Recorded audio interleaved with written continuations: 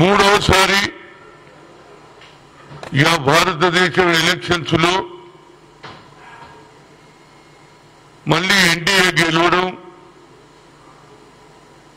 మళ్ళీ నరేంద్ర మోడీకి అవకాశం రావడం, ప్రజలు ఇచ్చినటువంటి తీర్పును మేము తప్పనిసరిగా సహకరిస్తాము.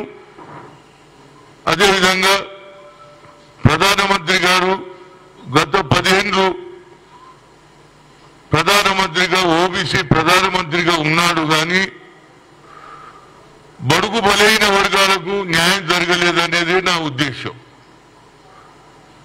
అదే రాహుల్ గాంధీ గారు కన్యాకుమారి నుంచి కశ్మీర్ వరకు నడిచిన తర్వాత రైతుల సమస్య, నిరుద్యోగుల సమస్య, బడుగు బలైన వర్గాల సమస్య తెలుసుకున్నటువంటి వ్యక్తిగా మేము పవర్లో వస్తే క్యాస్ట్ వైజ్ సెన్సర్ కులగణన చేస్తాం, అదేవిధంగా పెరిగిన జనాభాకు 50% సీలింగ్ కూడా ఎత్తేస్తా అని చెప్పాడు.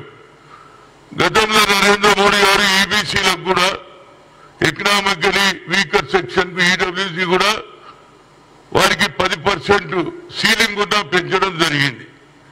ఇప్పుడు నా ఉద్దేశంలో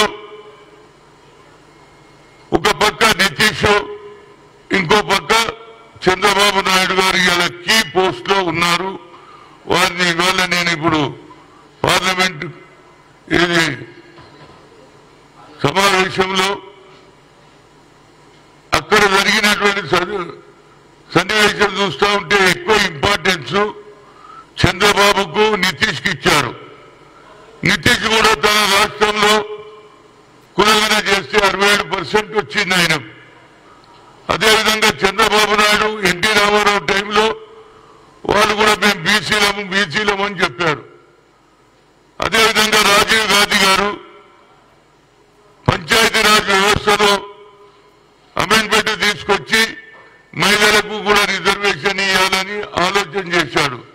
కనుక ఇవాళ ఇంపార్టెంట్ పాయింట్ ఏంటంటే రాహుల్ గాంధీ గారు ఏదైతే ఆలోచన చేశారో ఆ ఆలోచనకు తప్పనిసరిగా ఓబీసీ ఎంపీస్ కన్వీనర్ గా మాజీ గతంలో యూపీఏ ప్రభుత్వం, సోనియా గాంధీ ప్రభుత్వం, మన్మోహన్ సింగ్ ప్రభుత్వం చైర్మన్ గా సోనియా గాంధీ, మన్మోహన్ సింగ్ ప్రధానమంత్రిగా ఆ రోజులలో IIT, IIM, All India Institute of Medical Sciences లో రిజర్వేషన్ లేదని సుప్రీంకోర్టు కొట్టేసింది.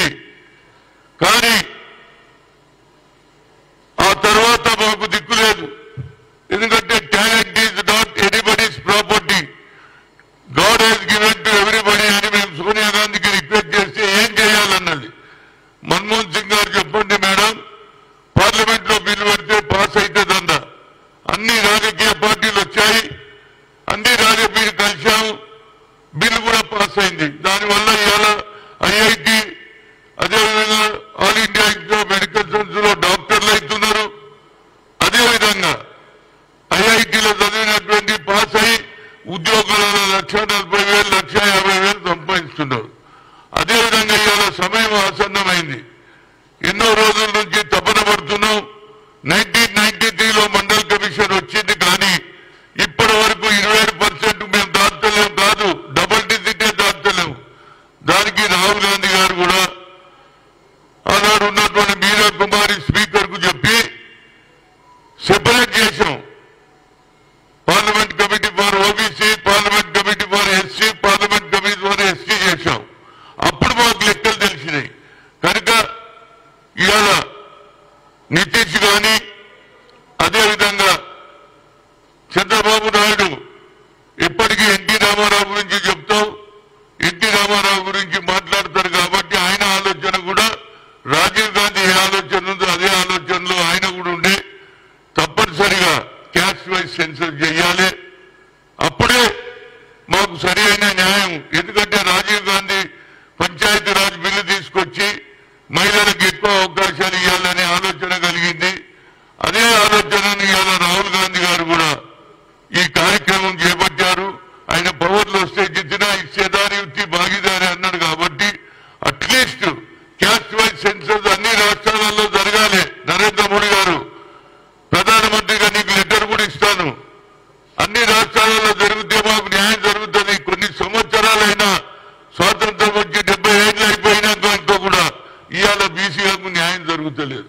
కనుక క్యాస్ట్ వైజ్ సెన్సస్ చేసి సరి అయిన న్యాయం చేయాలనేది నా ఉద్దేశం. ఇవాళ నేను చూసిన పార్లమెంట్ లో మరి చంద్రబాబు నాయుడు అదేవిధంగా మన ఫిలిం యాక్టర్ పవన్ కళ్యాణ్ ఇద్దరు కలిసి వెంకటేశ్వర స్వామి కండువ కప్పారు, వెంకటేశ్వర విగ్రహం ఇచ్చారు. ఇదే ప్రధానమంత్రి ఏమన్నాడు, బయటకు వచ్చి తప్పనిసరిగా స్పెషల్ స్టేటస్ ఇస్తాన్నాడు. ఆ స్పెషల్ స్టేటస్ కూడా ఇవ్వడానికి, ఎందుకంటే సాక్షాత్తు వెంకటేశ్వర స్వామికి ఇచ్చావు, దాని గురించి కూడా ఆంధ్రలో స్పెషల్ స్టేటస్ కావాలి. అది ఇవాళ అవసరం ఉన్నది. ఎందుకంటే గతంలో నువ్వు చెప్పిన మధ్య ఇవాళ మరోసారి నీకు ఛాన్స్ వచ్చింది. అదేవిధంగా బీసీల ఇష్యూ ఎన్నోసార్లు నీతో మాట్లాడాం. ఓసారి 70 మంది, ఓసారి 80 మంది ఎంపీలు కలిసిన నువ్వు అన్నాడు హిందుస్థాన్ కా ప్రధానమంత్రి ఓబీసీ అన్నాడు అమిత్ షా. కానీ ఓబీసీలకు ఎక్కడ న్యాయం జరగలేదు. ఇప్పటికన్నా మూడోసారి నువ్వు ఎన్నికైనావు, తప్పనిసరిగా బడుగు బలైన వర్గాలకు న్యాయం జరగాలి. అప్పుడే మేము కూడా ఏది ప్రమోషన్లు కానీ ఉద్యోగాలు కానీ మాకు అన్యాయం జరుగుతుంది. ఎప్పటికైతే ఈ బిల్లు పెట్టారో తప్పనిసరిగా న్యాయం జరగది. అన్ని రాష్ట్రాలలో కూడా కులగన జరగాలి. అదేవిధంగా తెలంగాణలో కూడా కులగన తొందరగా జరిపిస్తాడని రేవంత్ రెడ్డితో కోరుతున్నా. ఎందుకంటే నేను ఓబీసీ ఎంపీస్ కన్వీనర్గా నా డ్యూటీ. అదే కాకుండా ఇవాళ రాహుల్ గాంధీ గారు ఒక మాట చెప్పారు. ఇవాళ సెన్సస్ పెరుగుతుంది, ఏదైతే ముఖ్యంగా ఎగ్జిట్ పోల్ తోటి చాలా నష్టమవుతుందని. 3వ తేదీన ఎగ్జిట్ పోల్ వస్తుంది, 4 నాడు ఇమ్మీడియట్ గా రిజల్ట్ వస్తుంది. ఎగ్జిట్ పోల్ వల్ల ఇవాళ 2000 పెరిగింది, ఆ తర్వాత 6000 వచ్చింది. ఇప్పుడు ఆఖరుకు క్లోజ్ ఎప్పుడైంది 4000 వరకు. అంటే ఇది ఎవరికి లాభం అవుతుందండి? ఈ ఎగ్జిట్ పోల్ ఎందుకు అని అడుగుతున్నా. ఎగ్జిట్ పోల్ వల్ల ఒకడు పెరుగుతున్నాడు, ఒకడు పడుతున్నది. ఇది ఎందుకు? ఎగ్జిట్ పోల్ వల్ల ఇవాళ ఎవరికి లాభం అవుతుందో నాకు తెలియదు. కానీ తక్కువైపోయిన తర్వాత వాడు నష్టపోతున్నాడా లేదా? లాభపడ్డవాడు ఎవరు పడుతుండో లేదు. ఎగ్జిట్ పోల్ వల్ల ఒక్కరోజు ముందు 3వ తేదీన ఎగ్జిట్ పోల్ వస్తుంది, ఒకేసారి 2000 పెరుగుతుంది. 2000కి వెళ్ళి ఇమీడియట్ గా రిజల్ట్ రాగానే 6000 అయింది, ఆ తర్వాత 4000కి ఆగింది. అంటే ఇది ఎవరికి లాభం అవుతుంది? దాని మీద కూడా కొంత నరేంద్ర మోడీ గారు ఆలోచన చేయాలి, పార్లమెంట్ మెంబర్స్ కూడా ఆలోచన చేయాలి. ఈ ఎగ్జిట్ పోల్స్ వల్ల ఎవరికి లాభం అవుతుంది, ఎవరికి నష్టం అవుతుందో. గతంలో కూడా మీ అందరికీ తెలుసు, డిమానిటేషన్ అయితే ఎంతమంది నష్టపోయారు, బ్లాక్ మనీ మీద ఎంత నష్టం. నేను దాని గురించి పోదలుచుకోలేదు. కానీ నా ముఖ్య పాయింట్ ఒకటే, ఓబీసీలకు న్యాయం జరగాలి, ఎస్సీ ఎస్టీలకు న్యాయం జరగాలి. రాహుల్ గాంధీ ఎక్స్రే అన్నాడు, దాన్ని కూడా మనం కులగన జరిగితే మన జనాభా పెరుగుతుంది. ఆ సంఖ్య బరాబుతో తప్పనిసరిగా ఉద్యోగాలలో ప్రమోషన్లలో లాభం అవుతుందని ఓబీసీ ఎంపీ కోరుతున్నా. నేను ఢిల్లీ పోయిన తర్వాత తప్పనిసరిగా నరేంద్ర మోడీ గతంలో నువ్వు చేయలేదు, 2 సార్లు నీకు 10 ఏళ్ళు ఉన్నా, ఇంకా నీకు 5 ఏళ్ళు ప్రజలు అవకాశం ఇచ్చారు. కాబట్టి క్యాస్ట్ వైజ్ సెన్సస్ చేయాలి అన్ని రాష్ట్రాలలో. మీ ప్రభుత్వం కానీ అందులో నితీష్ కుమార్ అదేవిధంగా చంద్రబాబు కూడా ఎక్కువగా ఇనిషియేటివ్ తీసుకోవాలి. అన్ని రాష్ట్రాలలో జరిగితే మా జనాభా ప్రకారంగా మాకు న్యాయం జరుగుతుంది. దానికి ఒక సెపరేట్ బడ్జెట్ కూడా పెరగాలి అని నేను కోరుతున్నాను. ఎందుకంటే అందులో you are not giving a special budget. అన్ని శాఖలకు ఉన్నది కానీ బీసీలకు ఎక్కువ లేదు. దాన్ని కూడా పెడితే మా పూర్వ పరిస్థితి అవుతుంది. రాహుల్ గాంధీ